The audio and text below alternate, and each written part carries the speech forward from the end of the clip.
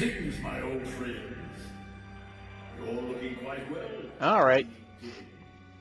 So on to Castle Doom. I have Uazzo to thank for that little miracle. I know a great many things. And Once I am finished here, and continuing with what Marvel might do in Phase 4, because I personally think that the Fantastic Four need to be introduced in a movie where they're already the Fantastic Four, which is why I think the characters need to be split up and introduced in separate movies. That's why I thought they should introduce Johnny Storm in a Spider-Man movie, maybe Storm family in a Spider-Man movie. They should introduce Richards and Grimm. I would do a Doctor Doom movie, which would focus on Doom's the Doomscript. The Doomscript that I'd like to see is, and I think I've said this before, and God knows I'll say it again, is a Doom origin story focusing on his establishing Latveria in the Marvel Universe, because we haven't. Sokovia was basically a rip-off Latveria, and I think that was, even if Sokovia was already a thing, like Symkaria is, might already be a thing in the Marvel Universe. Sokovia, with its castle in the mountains and its Eastern European folks, being the location of the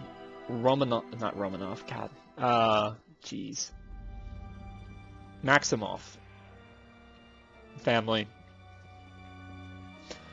Sokovia screamed Latveria, and I think that Baron von Strucker's base was supposed to be a Doom Castle homage, and I almost wonder if they wrote Age of Ultron thinking that they were going to have access to the Doctor Doom character in some way, or if they were like, well, let's write a Doctor Doom story, but just put somebody else in the castle, or something like that. And I can't be... I'm probably overthinking this.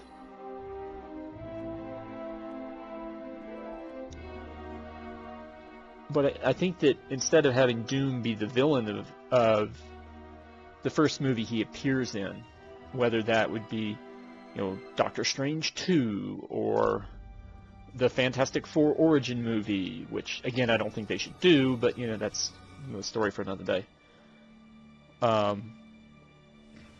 think Doom needs to be in his own movie, and I think it needs to be a movie dedicated, where the central idea of the plot is Doom's quest for power. And it's not Doom's quest for power's own sake, that sometimes becomes the problem later for Doctor Doom. But it's Doom's quest for power to liberate his mother's soul from hell. Now, whether Marvel would want to go and introduce Mephisto at this point, or perhaps subject Doctor Doom's mother's soul to the realm of Dormammu instead, or perhaps have her stuck on the soul plane, and by that I mean whatever is inside the soul gem. Adam Warlock goes there in the comics. It may or may not have been established in Infinity War. We're still trying to figure out if that's the case. Personally, I'm hoping they don't establish it, because I really don't want to see a shot where it's like, oh, all the people you thought died in Infinity War, they didn't really die. They were just moved to this toy box that we call the Soul Plane, where they're waiting to be saved.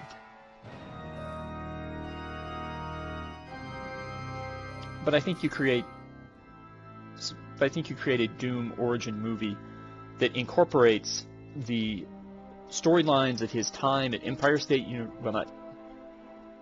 I think MIT. I think he went to MIT. If he went to Empire State University, but you would talk about his rivalry with Richards, his need to build the machine to go save his mother, which was the reason he got expelled from the school. And I think you introduced Latveria as a former Soviet satellite state that decided to bring back the royal family in the early 90s to rule it, because nobody had a better idea. And so you can have Doom in almost a Black Panther kind of story. You have this thing where he wants to rescue his mother's soul, and at the same time, he's prevented by Richards from doing so. And now he's been gifted a country to try to pull this off. And I think that what you do from that point is I think Doom has to steal technology from somewhere, because even though in the comics he uses Latveria to create a bunch of stuff, that takes years. That's not just on-hand stuff. So in order to speed up that process, I think you have a military incident where Latveria either annexes Sokovia and thus all the stuff that's in it, or maybe Doom has Latverian peacekeeping troops as part of a UN mission in Sokovia that end up stealing basically Hydra tech and Ultron tech that was just sort of left behind in the rubble of Avengers 2.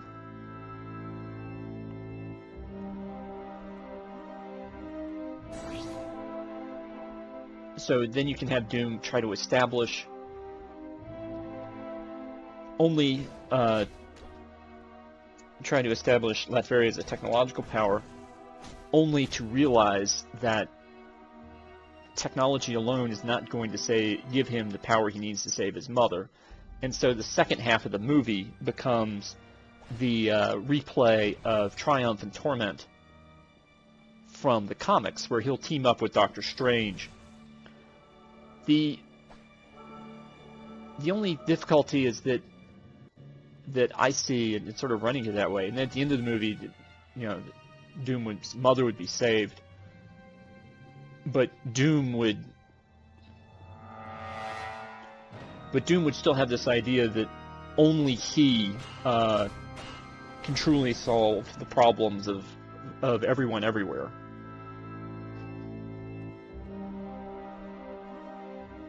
You could show that by having some disagreement with Strange in the end part of that movie.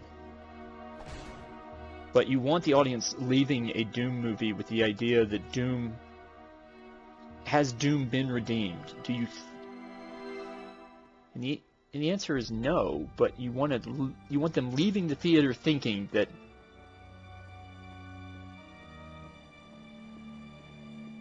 they're not sure what he's going to do next. But they're pretty sure he's not just going to sit there in Latveria and count his money. And then he becomes available for some greater scheme. Perhaps Doom will view the Avengers, much as he views the Fantastic Four, as obstacles that need to be removed from his path to fix and save the world. In the same way that Thanos saw them as obstacles for him to save the universe. So in a sense, it's sort of like recreating Thanos.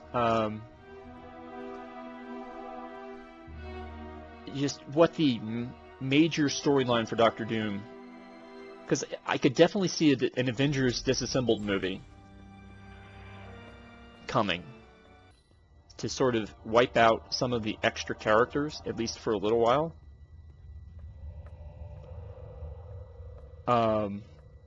Because we're going to have, after Avengers 4, I think we're going to have the original Avengers step back, and the characters who've been their support characters up to this point are going to be the ones in charge of the show, and I'm not sure that anybody wants that necessarily. So having a Avengers Disassembled storyline and then creating the new Avengers, a team that would be a smaller team based around Spider-Man and probably Captain Marvel, might be an interesting way to handle things.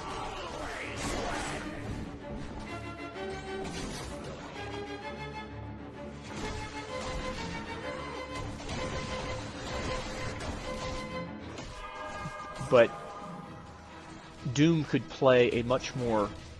Instead of having Doom's role in Avengers Disassembled be a surprise that's pulled in a later book designed to retcon that book, The Children's Crusade, you know, where it turns out that Doom taught Wanda how to exceed her abilities, and that made her go crazy and kill the Avengers. You could have it be a much more purposeful thing for Doom to do.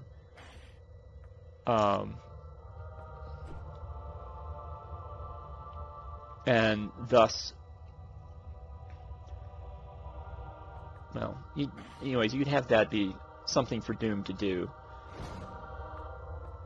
And of course, Doom's interests, of course, are acquiring god power. Or Doom's interests are usually in acquiring power. So where do you get power? Well, you could, if you wanted to.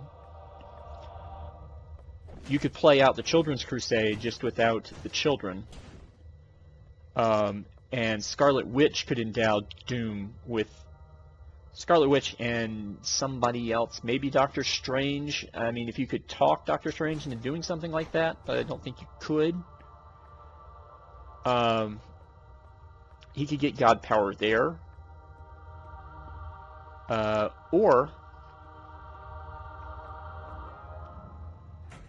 you know, you could introduce Galactus and the Power Cosmic and the Silver Surfer. He could try to acquire god power there, even though we've seen that storyline in the second Fantastic Four movie.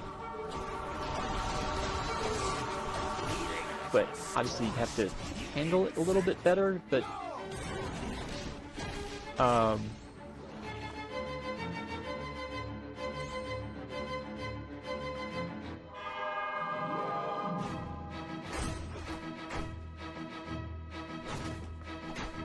they're, you know, I'm not really sure who Marvel's going to introduce that would make sense for Doom to sort of steal their thunder. And so, because I don't think Thor won't be heavily involved. And the theory of this game, where Doom steals Odin's power, we're not going to do that because Odin's dead.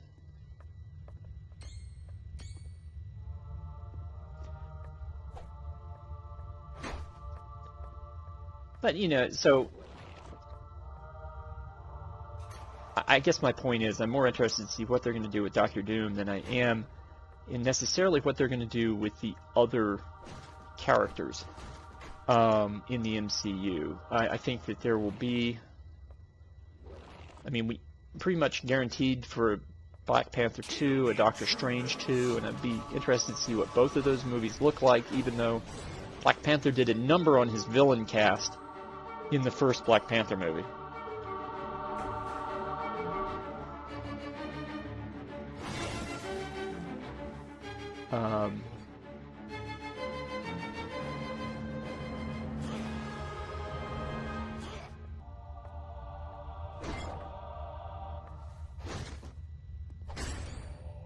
And let's see.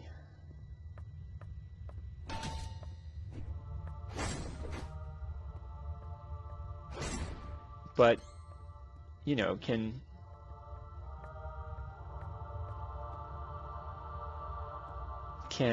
Bucky carry a movie? Can Sam Wilson carry a movie? I don't think they can necessarily. Destroy the non-believers. They could be part of the Avengers, as they are currently, but I don't think that they can... I don't think those characters necessarily can carry a movie by themselves. A movie I would be interested in seeing would be Iron Man 4 with James Rhodes as Iron Man, because I would love to see how they would pull that off. Destroy the non-believers. But, you know, I'd also love to see Thor 4, where Thor rebuilds Asgard. And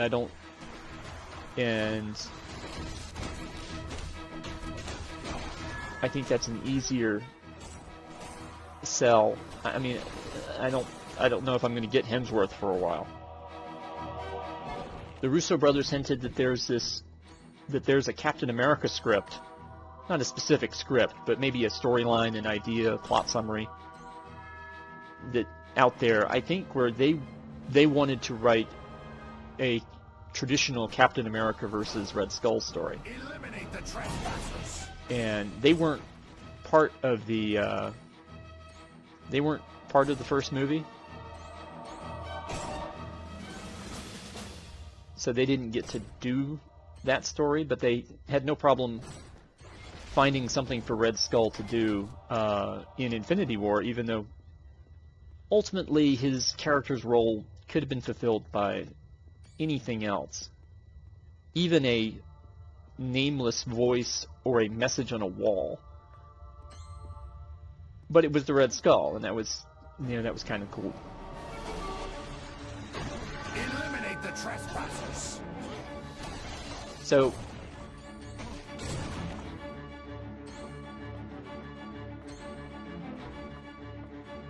I mean, now, that said,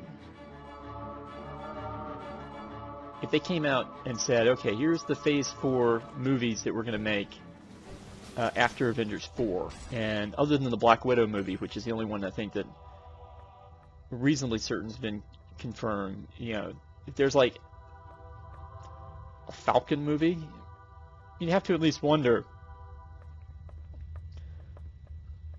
you know, how they would do that.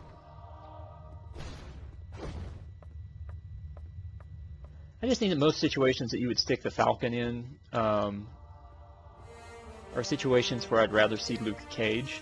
I mean, if you're going to play the racism angle,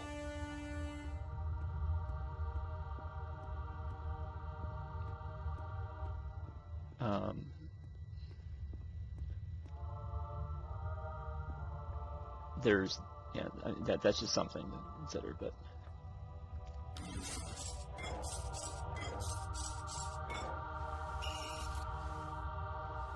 I think there's going to be as soon as the Fox properties come in, I think there's going to be a big push to get those characters on the screen. You know, there's some people who, for some reason, there's a lot of stuff on the internet about a potential Hugh Jackman cameo in Avengers 4, which I think is dumb, but you know, I don't.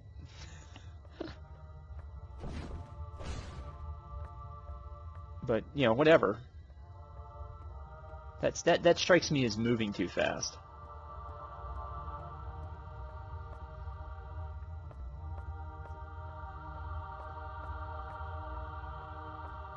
And I definitely believe that they will. I don't know how interested Disney will be in continuing the Deadpool movies, but they'd be missing out on a lot of potential entertainment by ignoring Deadpool. And potentially Deadpool could be the way to pull in characters into the movies that currently aren't available. I mean, you know, Daredevil, Luke Cage, Jessica Jones, Iron Fist, those guys. You know, you would accept their appearance in a Deadpool movie a little bit faster than you would in perhaps a different Marvel movie, other than, say, a new Avengers storyline, where basically we bring in all of those characters to be part of our new Avengers team, with Spider-Man and Captain Marvel, under the idea that Nick Fury or somebody has been keeping an eye on them. Destroy the non-believers. This one.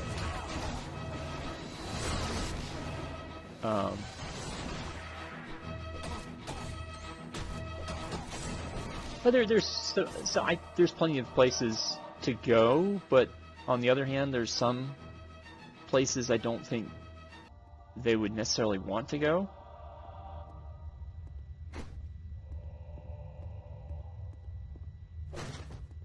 And we still haven't, from what I'm aware, so there's not going to be a Hulk solo movie that's not teamed up with Universal Studios. So they're or Paramount, whoever owns Hulk's rights, or the rights to distribute Hulk's movies. So they're probably not going to do anything with his character directly. And again, I said that his character is one of the easier ones to sort of get rid of, because if you depower